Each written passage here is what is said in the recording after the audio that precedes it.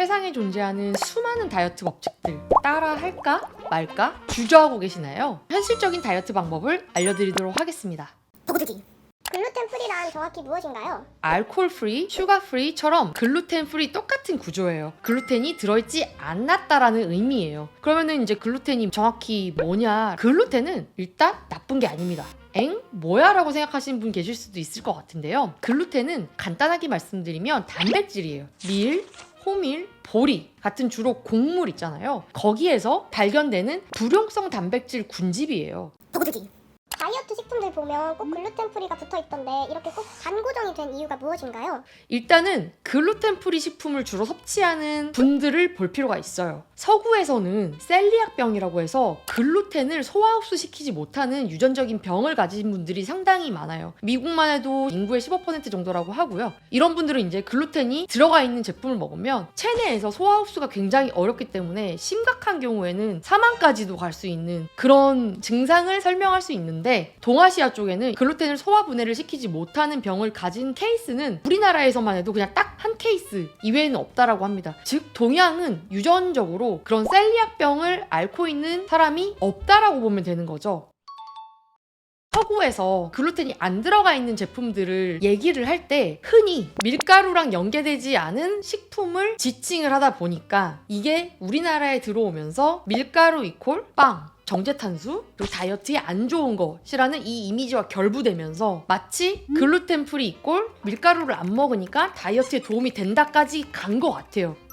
비건이 다이어트나 건강식과는 크게 관련이 없는 개념임에도 불구하고 국내에 들어왔을 때 뭔가 채식이니까 건강에 좋을 것 같고 은연중에 생각이 확장이 되는 것처럼 뭔가 글루텐 프리 역시 알게 모르게 언제부턴가 프리미엄의 이미지가 붙은 것 같달까? 심지어는 곡물가루가 아닌 식품에 대해서도 굳이 글루텐 프리 당연히 없는데 글루텐이 없는데 글루텐 프리라는 그런 개념을 들여와서 프리미엄을 붙여서 판매하는 그런 업체들이 상당히 많아졌어요. 예를 들면 견과류, 왜 글루텐 없잖아요. 원래 없는데 호두 전과 같은 거에 글루텐 프리 다이어트 간식 이렇게 말씀을 하신다거나 건과일 같은 데에 글루텐 프리 당연히 없는 건데 이런 식의 뭔가 상업적으로 활용하는 케이스들이 많은 것 같습니다. 그리고 추가적으로 글루텐을 피하고 싶어서 대체제로 옥수수 전분, 감자 전분, 고구마 전분 내지는 타피오카 가루. 아니면은 제일 많이 제빵 쪽에서 쓰는 거는 이제 아몬드 가루가 될 거예요. 요런 가루들을 이제 글루텐 프리라고 해서 다이어트에 좋다라고 얘기를 하면서 많이들 활용하시고 구매도 하실 텐데 실제로 옥수수 전분이랑 밀가루 두 개를 영양 성분을 1대1로 비교를 해보면 놀라실 겁니다. 자, 지금 여기서 보시다시피 탄수화물도 옥수수 전분이 100g당 훨씬 높고요. 그리고 식이섬유는 없어요. 그리고 단백질도 거의 없다라고 보면 돼요. 근데 반면에 밀가루는 단백질도 있고 식이섬유도 있고, 자, 이건 뭐다? 건강하게 탄수화물을 섭취할 수 있는 관점에서 봤을 때에는, 특히 혈당 차원이나 이런 것들을 봤을 때에는 글루텐 프리라고 얘기되어지는 옥수수 전분보다 밀가루가 훨씬 유리한 겁니다. 혹시 지금 충격받으신 분들 많이 계실 수 있을 것 같은데요. 기승전 글루텐 프리는 다이어트에 좋고 건강식이다라고 생각하는 관념을 좀 벗어날 필요가 있다라고 생각을 하고 있습니다. 보고드기. 저는 글루텐이 없는 쌀로 만든 빵을 먹고 있는데 그럼 어쨌든 밀가루 빵보다는 나은 거 아닌가요?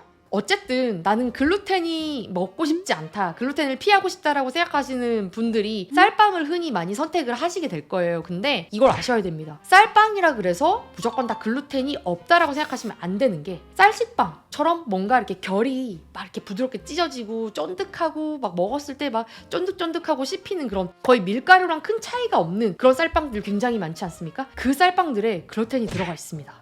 왜냐? 그 쫀득한 식감을 만드는 건 글루텐이 만드는 거예요. 때문에 쌀가루로 제빵을 하지만 그 식감을 구현하기 위해서 활성 글루텐이라는 거를 추가적으로 넣습니다. 총 중량의 15%에서 21%까지도 그 글루텐을 넣습니다. 때문에 쌀빵이라 그래서 내가 글루텐을 피했다라고 볼 수는 또 없다라는 말씀을 드립니다. 그리고 실제로 강력 쌀가루라는 것들을 한번 검색해 보시면 나올 거예요. 근데 그게 뭐냐면 쌀가루, 쌀 품종 중에 강력 쌀이라는 게 있는 게 아니라 실제로 쌀가루에다가 글루텐을 혼입하는 거예요. 왜? 쌀가루로 원래 빵을 만들면 잘 안 만들어져요. 근데 글루텐이 들어가는 순간 굉장히 밀가루빵처럼 잘 뭉쳐지고 쫀득하게 만들어질 수 있는 거거든요. 그것 때문에 쌀가루에다가 추가적으로 밀에 있는 그 글루텐을 넣어서 만들기도 합니다. 이런 빵들이 굉장히 많습니다.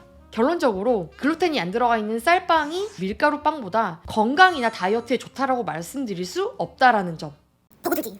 글루텐이 포함된 식품을 먹고 더부룩하거나 소화가 잘 안 되는 것 같은데 그럼 저도 글루텐 불내증인 건가요? 동양에는 실질적으로 정말 그거의 원인이 되어서 글루텐을 소화시키는데 되게 어려움을 겪는 분들이 없다라고 생각하시면 됩니다. 그러면 도대체 나는 왜 아닌데 나 글루텐 불내증인 것 같은데? 나 되게 답답하고 별로 안 좋아. 라고 생각하시는 분들 상당히 많으실 거예요. 그럼 왜 그러느냐라고 궁금해하실 분들을 위해 설명을 드리면 빵이나 이런 가공품들을 만드는 데에는 그 빵을 맛있게 만들기 위해서 그리고 유통이나 이런 것들을 잘 해나가기 위해서 다양한 종류의 식품 첨가물들이 들어가요.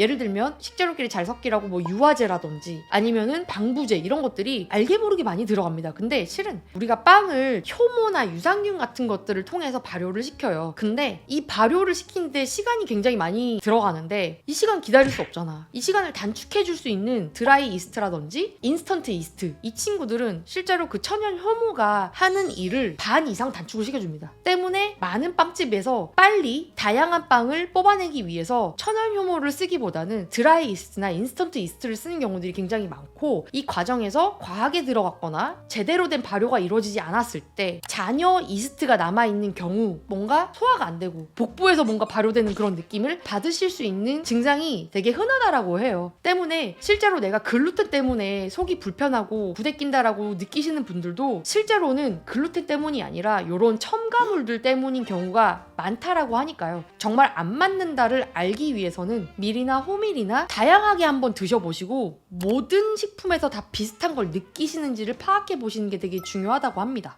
더보기. 저는 빵순인데 이미 밀가루에 맛이 길들여져서 쌀빵 말고 밀가루빵이 먹고 싶어요. 그러면 좀 속이 편한 밀가루빵을 추천해 주실 수 있나요? 앞서 설명드렸다시피 들어가는 많은 식품 첨가물, 그리고 이제 미처 발효가 되지 않거나 과사용된 드라이 이스트라든지 인스턴트 이스트, 이런 것들을 덜 쓰는 종류의 빵을 추천을 드립니다. 예를 들면 숙성 시간을 굉장히 오래 가져가는 사워도우, 천연 효모종을 이용해서 발효를 시키고 빵을 만드는 그런 사워도우 쪽을 추천을 드리고요. 그런 천연 효모종들은 다 그런 건 아니지만 과도한 오일이나 과도한 설탕을 안 쓰는 경우들이 많아요. 물론 이제 그 천연 효모종 안에 굉장히 다양한 달짝지근한 토핑들이 많이 들었다 그러면 얘기는 달라지긴 하지만 기본적으로 그 빵 자체 있잖아요. 심심한 빵 저는 추천드리고요. 두 번째는 이런 발효 과정을 거치지 않아도 되는 빵류, 예를 들면 제과류, 퀵브레드류 있잖아요. 쿠키류, 뭐 스콘류, 그런 이스트를 사용하지 않는, 그러니까 사용해봤자 소량의 팽창제 정도로 사용하는 이런 빵류를 추천드리고, 이런 빵류들을 고르실 때는 원재료명을 보시는 걸 추천을 드릴게요. 과도한 설탕이나 드라이 이스트나 이런 식품 첨가물이 들어가진 않지만 상대적으로 또 맛있으라고 과도한 당이라든지 오일이라든지 이런 것들이 들어가 있을 수가 있으니 원재료명을 꼭 확인해 보시고 이런 것들이 없는 친구들로 골라 드시는 걸 추천드릴게요. 더보기. 저는 평생을 면만 먹고 살라고 해도 살 수 있는 면 터돌인데요. 그러면 쌀이랑 밀 중에 굳이 조금 더 건강하다고 하는 거는 쌀로 만든 면을 먹는 게 낫겠네요? 정답이 아닙니다. 제가 말씀드릴 수 있는 거는 쌀이냐 밀이냐보다 중요한 건 어차피 정제되고 가공된 건 독인 객인이에요. 비슷하거든요. 때문에 뭐가 더 좋냐 뭐가 더 안 좋냐를 재는 건 좀 의미가 없고요. 뭐를 먹든 간에 어느 정도를 먹느냐가 더 중요한 것 같아요. 그리고 뭐와 같이 먹느냐가 중요한 것 같습니다. 결론적으로는 쌀을 좋아하시면 쌀국수류를 드세요. 대신 야채와 단백질류를 같이 드시는 걸 추천드리고요. 그리고 밀 누들이 좋으시다면 너무 면만 드시지 마시고 마찬가지로 충분한 야채 그리고 충분한 단백질원을 함께 드시는 걸 추천드려요. 저는 개인적으로 이건 조금 여담인데 중국집에 가잖아요. 저는 짬뽕 쪽을 추천드립니다. 짜장면보다. 왜? 짜장면도 뭐 간짜장 이런 것들은 야채들 많이 들어있고 막 고기도 들어있고 하잖아요. 근데 설탕이 굉장히 많이 들어있어요. 그래서 상대적으로 설탕이 덜 들어간 짬뽕 쪽으로 드시는 걸 추천드리고, 드실 때 면은 한 반에서 3분의 2 정도 먹는다고 생각하시고 야채 엄청 많이 주지 않습니까? 양파, 뭐 양배추, 해산물 같이 드시는 건 진짜 저는 괜찮다고 봅니다. 그럼에도 불구하고 나는 영양소를 좀 저칼로리 쪽에 가깝게 해서 면을 먹고 싶다라고 하시는 분들은 머라클 다이어트 라면 특집. 참고해 주시면 감사드리겠습니다. 그리고 일각에서는 글루텐 프리가 당뇨 전 단계거나 아니면 당뇨를 겪고 계시는 분한테도 좋다라고 얘기가 되어진 부분도 있는 것 같아요. 근데 이거는 아닙니다. 엄밀히 말하면 관련이 없어요, 두 개는. 글루텐 프리는 말맞다나 글루텐이 들어가 있지 않은 그런 식재료들을 활용해서 만드는 거지, 이게 저칼로리라든지 저탄이라든지 저당이라든지 저지방을 의미하는 건 아닙니다. 때문에 혈당을 철저히 관리하셔야 되는 당뇨병인 경우에 글루텐 프리라고 무조건 드시면 안 됩니다. 도구두기. 자, 지금까지 글루텐 프리가 과연 다이어트에 도움이 되는가? 라는 주제에 대해서 다이어트 법칙 파고들기 코너에서 말씀드려 보았는데요. 글루텐 프리와 다이어트는 직접적인 연관성은 없다는 점. 그럼에도 불구하고 내가 글루텐 프리인 제품을 먹고 싶다라고 하시는 분들은 원재료명을 꼼꼼히 보시고 당류나 지방이나 그다음에 칼로리나 전반적으로 나의 이 식단 목표에 맞는지를 스스로 확인을 해보시고 건강한 식생활 빌드업 해 나가시길 바라겠습니다. 지금까지 머라클 김혜였습니다. 안녕.